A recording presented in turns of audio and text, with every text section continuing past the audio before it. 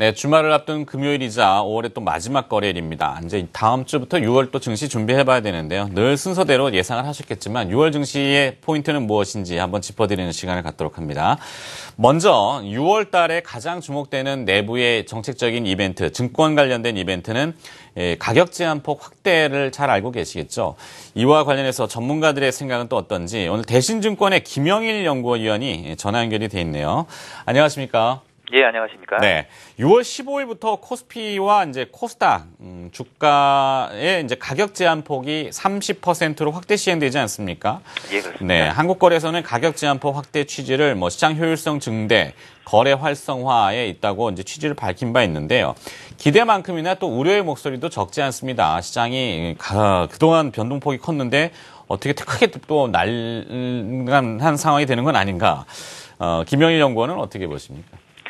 일단은 반응 자체는 단기적인 부분들 그리고 중장기적인 부분들은 좀 차이가 있을 것으로 보입니다. 전체적으로 이제 과거에 이제 가격 제한폭을 확대한 이후에 시장 자체의 흐름은 나쁘지는 않았습니다. 좀 중장기적인 관점에서는 시장의 변동성이 좀 축소된다는 점, 이런 부분들이 이제 효율성 증대로 좀 이어질 것 같고요. 더불어서 이제 거래량도 이제 일시적으로는 좀 위축이 될 수 있지만 중장기적으로는 거래량이 좀 늘면서 시장의 유동성이 좀 확대되는 그런 모습들을 나타냈었기 때문에 이번에도 역시 그 폭 자체는 크지만 중장기적인 관점에서 봐서는 상당히 좀 긍정적인 효과를 좀 기대할 수 있다라고 좀 판단은 됩니다. 다만 이제 단기적으로는 좀 변동성의 스트레스에 조금 시장이 좀 영향을 받을 것으로 보이는데요. 과거에 이제 가격 제한폭을 확대한 이후에 시장이 좀 변동성을 보게 되면 한 1년 후 정도를 보게 되면은 시장이 상당히 안정성을 좀 나타냈지만 시행 초기 시기 대략 한 1, 2개월 정도는 단기적인 변동성이 커졌었다라는 부분들은 좀 참조할 필요가 있을 것 같습니다. 때문에 이제 단기적으로 봐서는 종목들의 좀 변동성이 좀 심화될 좀 개연성이 있기 때문에 이런 부분들에 대해서는 좀 리스크 관리가 좀 필요하다고 보입니다. 네, 이런 정책 시행과 발맞춰서 증권사들도 여러 가지 준비들을 하고 있는 걸로 알고 있습니다. 전산 시스템을 구축한다든지 또 한 가지는 증권사들이 이제 신용거래에 관련된 위험 관리에 나설 가능성이 제기가 되고 있는데요. 이에 대해서는 어떤 대비가 또 필요할까요? 이전하고 가격 제한폭을 확대했던 과거의 시기와 좀 다른 부분들은 이번에 이제 가격 제한폭 확대 폭이 상당히 크다는 부분이죠. 2배 가까이 좀 늘어나는 부분들이고, 두 번째는 과거에는 이제 신용이라든지 이런 부분들이 좀 크지를 않았었습니다. 하지만 이제 올해 같은 경우에 신용 잔고가 좀 빠르게 들면서 플러스 알파의 수급이 생겼다라는 부분이죠. 실제로 이제 코스피와 코스닥의 신용 잔고를 보게 되면 전체 유통되는 주식수 대비해서 코스닥 같은 경우에는 대략 한 3.5% 그리고 코스피는 0.4% 수준까지 신용 잔고가 늘어있는 부분들입니다. 이런 부분들로 인해서 증권사들은 사실은 이제 가격 제한폭이 확대가 된 부분에서 리스크 관리가 좀 필요한 상황이고요. 만약에 이제 그 신용 부분을 만약에 줄이게 된다면 수익성이 좀 악화되는 또 이제 반대편이 있기 때문에 실질적으로는 담보 비율의 전체적인 상향은 좀 나타날 것으로 보이지는 않습니다. 다만 종목별로 봤을 때 담보 비율이 조금 높게 형성될 수 있는 종목군들이 좀 확대가 될 가능성이 있기 때문에 이런 종목군들 중심으로 일시적인 좀 수급의 공백은 생길 수가 있을 것으로 보입니다. 일단 가격 하락 위험이 좀 높게 나타날 수 있는 종목들에 대해서 신용거래에 좀 증권사들에서 제재를 좀 가할 가능성이 있기 때문에 이런 부분들은 실질적으로 한 7월 정도에 좀 나타날 것으로 예상이 됩니다. 네, 또 일각에서는 이 중소형주의 변동성을 피하기 위해서 대형주 쪽으로 관심을 나타내는 약간 시장의 스타일 반전이 있을 거라고도 예상하던데요.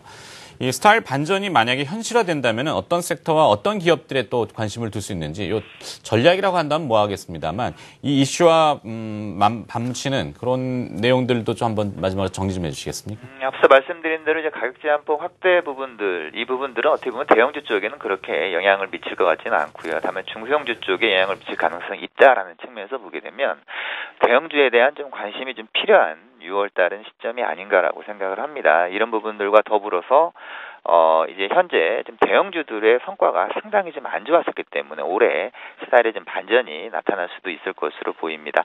올해 코스피가 11% 정도 상승을 했는데요. 이 기간 동안에 중소형주는 27%, 32% 상승하면서 대형주가 8% 상승한 것에 비해서 아주 높은 수익률을 기록을 하고 있습니다. 반대편으로 보게 되면 대형주가 아주 약세를 나타냈다는 부분이죠. 그 크기를 보게 되면은 과거에 이제 2004년도 하반기부터 2007년도 상반기까지 대형주가 코스피보다 7%포인트 약세를 나타냈던 시기가 있었는데 이 시기와 현재 시기가 지금 상당히 유사한 상황입니다. 전반적으로 이제 시장 여건들이 6월 달에는 좀 변동성이 조금 커질 가능성이 있기 때문에 스타일 쪽에서의 대형주 쪽으로의 일시적으로 조금 이동하는 그런 자금의 흐름들이 나타날 가능성이 높다고 생각을 합니다. 네, 잘 들었습니다. 자, 6월의 정책적인 이벤트지만 증시 내부에서는 이제 가격 제한폭 확대와 관련된 이슈 진단을 한번 들어봤고요. 대신증권의 김영일 연구위원이 오늘 수고해 주셨네요. 고맙습니다. 예, 감사합니다. 자, 하나 더 이어가 보도록 하겠습니다. 6월을 앞두고 이제 또 미국의 금리 인상 논란, 이미 조금 수위는 내려가긴 했습니다만 매크로 이벤트들이 좀 많죠. 거시경제 이벤트. 자, 이와 관련해서는 KDB 대우증권의 허재환 연구위원이 도움 말씀 주시기 위해서 스튜디오에 또 자리하셨네요. 어서 오십시오. 안녕하십니까? 네. 자, 미국의 금리 정상화 이슈가 계속 논란이 되고 있습니다. 허재환 연구원이 보시기에는 어떨까요? 금리 정상화 가능한 환경이 충분히 마련됐다고 보십니까? 사실 경제 지표로만 보면 약간 좀 미흡한 측면들이 좀 있는 것 같긴 합니다.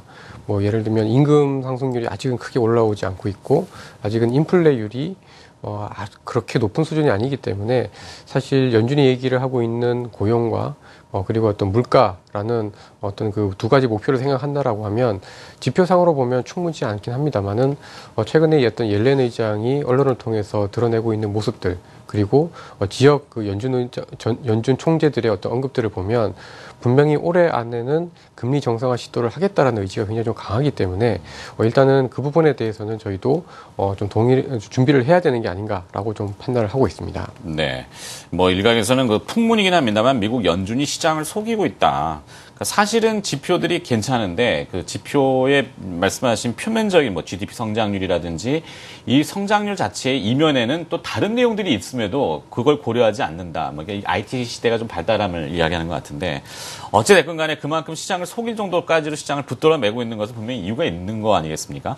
자, 미국은 금리 인상 시기를 저울질하고 있고 유럽, 중국은 또 추가 양적 완화 이야기가 오고 있는데 자, 미국을 제외한 주요국들의 경제 현황 상황은 좀 어떻게 또 파악하고 계시는지요? 사실 우려했던 것보다는 유럽과 일본 경제는 나쁘진 않은 것 같고요. 반대로 이제 중국 같은 경우는 여전히 좀 힘든 모습이다라고 보고 있습니다. 유럽이나 일본은 확실히 엔저, 그다음에 유로화 약세 이런 효과들을 점진적으로나마 좀 보고 있는 상황이고 이에 따라서 최근 들어서는 수출에서 약간 내수 쪽으로 약간 선순환 구조가 약간씩은 좀 형성이 되고 있어서 전체적으로 유럽과 일본 경기에 대한 우려감들은 완화가 되고 있습니다만은 중국이 문제인 것 같습니다.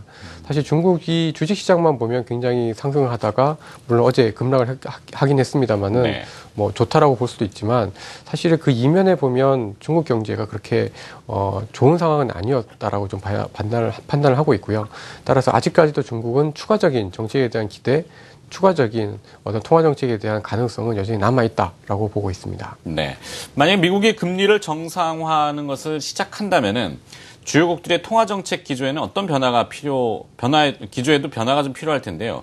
어떤 시나리오들을 구상해 볼 수 있을까요?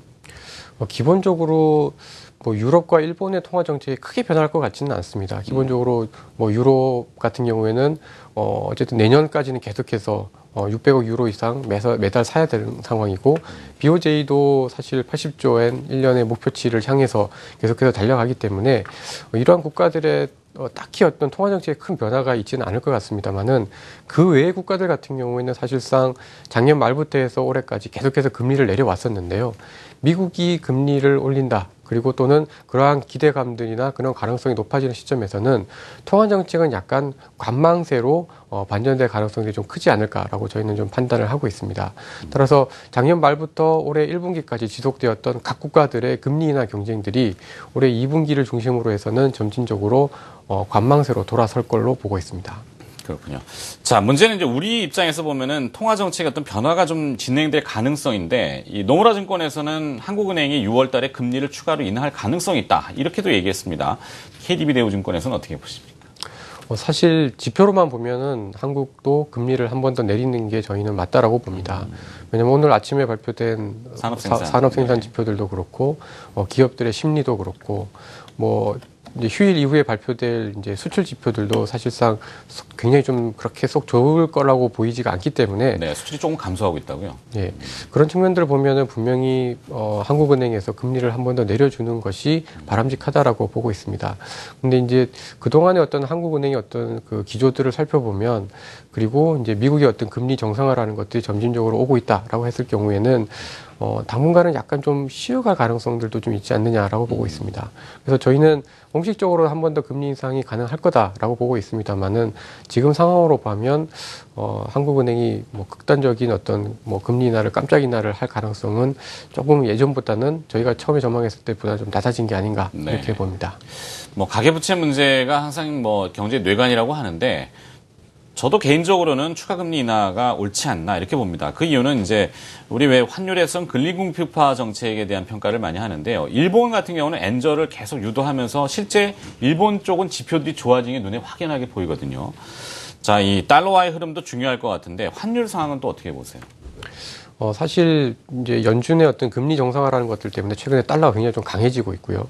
저희 원달러 환율도 한 일주일 사이에 한 40원 이상 이렇게 오르는 모습들을 보면 어떤 미국 통화 정책의 변화에 따른 달러 강세에 대한 컨센서스는 당분간 좀 더 이어질 것으로 예상을 하고 있습니다. 그런데 사실 미국 달러가 지금 여기서 더 빨리 더 강해질 것이냐라는 부분에 대해서는 저는 좀 의구심을 좀 갖고 있습니다. 왜 그러냐면 사실 작년 하반기 이후에 달러의 강세 속도가 굉장히 좀 빨랐고요. 이미 실질 실효 환율 기준으로 보면 미국 달러화가 2002년 이후에 굉장히 가장 높은 수준까지 올라섰고 역사적인 평균 수준 대비해서 플러스 2 표준 편차 수준까지 도달했기 때문에 지금부터는 사실은 달러가 강해지는 속도 자체는 좀 완만해지지 않을까라는 생각을 좀 해보고 있습니다. 따라서 결론적으로 저희는 만약에 9월에 미국이 금리를 인상을 한다라는 가정하에 상분기까지는 달러가 좀 강해지지만 오히려 금리 인상 이후에는 미국의 달러의 강세 속도가 약해지지 않을까라고 전망을 하고 있습니다. 그렇군요. 자, 이제 하반기 쪽을 통으로 좀 한번 전망해 본다면 이 유동성이라고 하는 돈이라고 표명을 하긴 합니다만 하반기에는 어떤 자산을 선호할 것으로 예상하고 계시는지 그리고 또 투자자들이 향후에 이제 거시경제 쪽의 매크로 변수라고 하는 것 중에 무엇을 또 꼭 기억해야 될지 투자 전략을 좀 제시해 주시는 조언을 해 주신다면 어떻게 보시겠습니까? 아무래도 미국의 금리 정상화라는 뭐 정말 8년 만에 처음 있는 이벤트가 기다리고 있기 때문에 네. 사실상은 좀 조심스러운 태도가 필요하다라고 봅니다. 즉 그동안에는 경기가 좋아져서 금리가 인상이 되면 약간의 조정 이후에 다시 주가가 상승하는 특히 이제 위험 자산 쪽으로 돈이 몰리는 현상들이 두드러지게 나타났었습니다만은 2008년 금융 이후의 금융시장의 흐름은 금리가 떨어질 때, 즉 채권과 주식시장이 같이 갔다라는 어떤 특징들이 있는 것 같습니다. 결국 여기서 그러한 흐름이 반전이 되기 위해서는 경기에 대한 경기 회복에 대한 확신이 필요한데 사실 그러기에는 사실상 그렇게 강한 확신을 하기는 쉽지 않은 상황이다라고 좀 보여지고 있고요.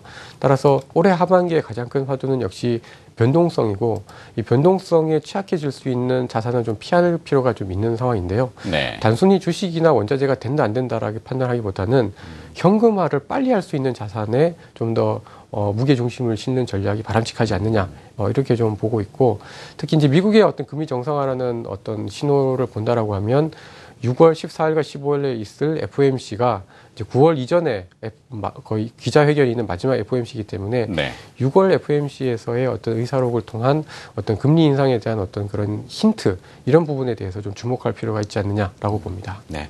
자, 마켓 진단 이제 거시경제 이벤트, 매크로 이벤트에 대한 이야기를 들어봤고요. 그에 맞는 또 전략까지 함께 전해주셨습니다. KDB 대우증권 허재환 연구위원이 수고해 주셨네요. 고맙습니다.